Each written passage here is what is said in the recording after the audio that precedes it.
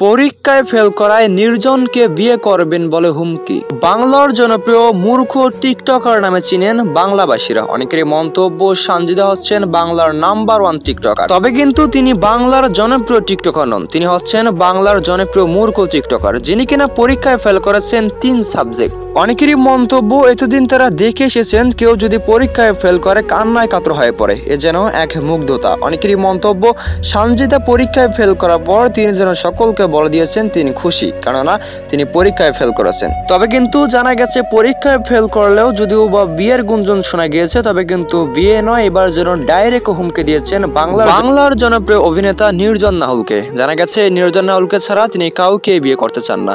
তবে কিন্তু অনেকেরই মন্তব্য, নির্জন নাহুলকে চেয়েও পাবেন না, তবে না পেলেও কিন্তু হুমকির কোনো তিনি কমতি রাখবেন না। তবে কিন্তু জানা গেছে নির্জন নাহুল ভক্তদের কাছ থেকে অনেকেরই মন্তব্য, যতই হুমকি দেখ না কেন নির্জনের মতো একজন জনপ্রিয় অভিনেতাকে কখনই গড়াতে পারবেন না নিজের জীবন সঙ্গে। তবে কিন্তু এই মেয়ে কখনই ছাড়বেন না নির্জন নাহুলকে, না ছাড়লেও করার কোনো উপায় নেই। জানা গেছে বামন হয়ে চাঁদের দিকে হাত না বাড়াই ভালো। হাত যতই লম্বা হোক না কোনো সানজিদার, তিনি কখনই নির্জন নাহুলকে ছুঁতে পারবেন না।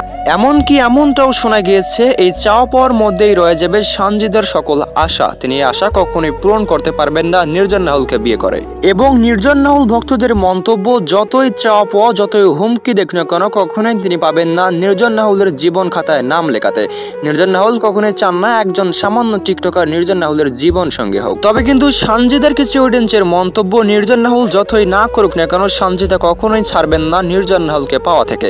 যেভাবে হোক গড়াতে চান নির্জন নাহুলকে নিজের জীবন সঙ্গে। তবে অনেকেরই মন্তব্য ঠিক এরকমটাই রয়েছে, সানজিদা তুমি বামন হয়ে চাঁদের দিকে হাত বাড়াইও না, নয়তো এই হাত কখনোই থাকবে না। নির্জন নাহুলের বউ হয়ে থাকতে চাও চিরদিন, চিন্তা করেও না, পেছন দিয়ে দেবে এক একটা করে গরম ডিম।